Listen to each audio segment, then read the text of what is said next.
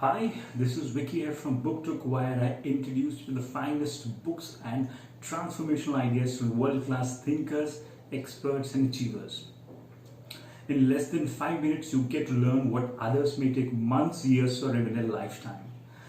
Studies show we can work for an average of just 40 seconds in front of a computer before we are either distracted or interrupted.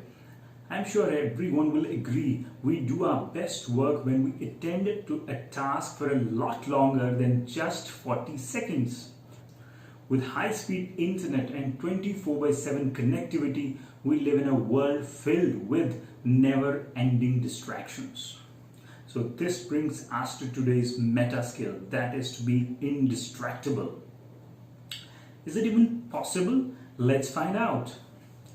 What does distraction cost us? Time, wasted in infinite loop of online and offline distractions. Relationships, failing to give full attention to our friends and family has become more of a norm than exception. Either we are busy with our thoughts or it is just our phone that has our undivided attention. Focus. Distractions make it difficult. While we do a lot of work, but we end up with very little to show for it in terms of results we achieve. In this distraction overflowing modern world, ability to focus is a master skill and nothing less than a superpower. In today's video, we'll cover just that. Indistractable is an ability to control your attention. This model is proposed by best-selling author Nir Eyal, who also teaches at Stanford University. Here's the model which Nir has presented in his book.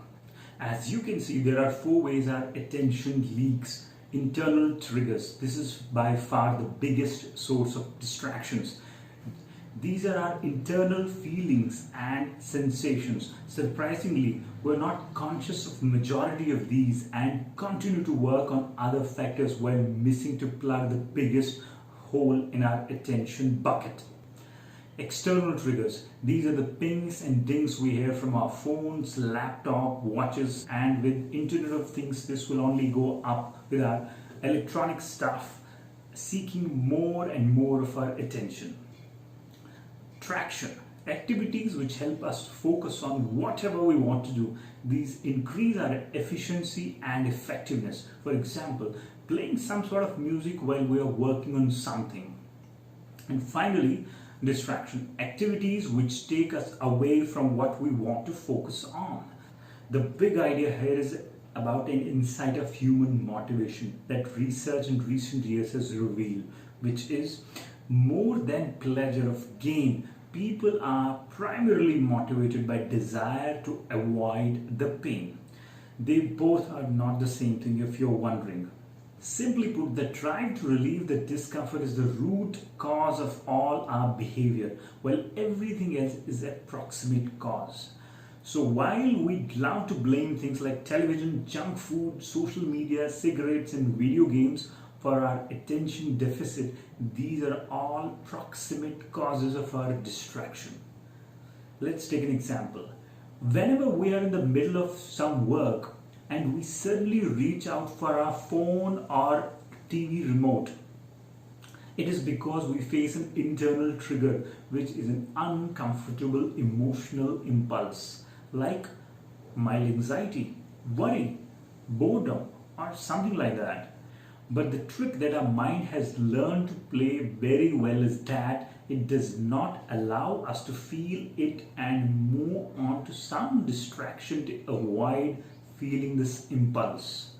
What is interesting is that this happens in a split of a second and most of the time without our conscious awareness. While on surface this seems to be perfect work our mind can do to save us from feeling discomfort, unless of course it isn't. And now the practical technique number 1 that will help us to get our attention back. Start noticing the uncomfortable impulse when you are distracted. First, you will not remember, but with a few attempts you will get better at it, and you will get a lot of attempts as we are always getting distracted. It is just that we don't realize it that often. until now when you were not looking for it. Pay attention to the feeling in your body. Try to notice it for 1 second maybe, and next few times see if you can notice it for a few more seconds. The idea is to let this feeling dissolve, otherwise it'll keep troubling you again and again. This leads us to practical technique number 2.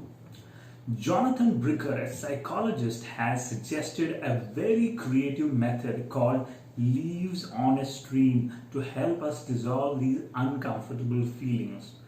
When you notice the uncomfortable internal trigger that takes your attention away from the task at hand, imagine you are seated beside a gently flowing stream.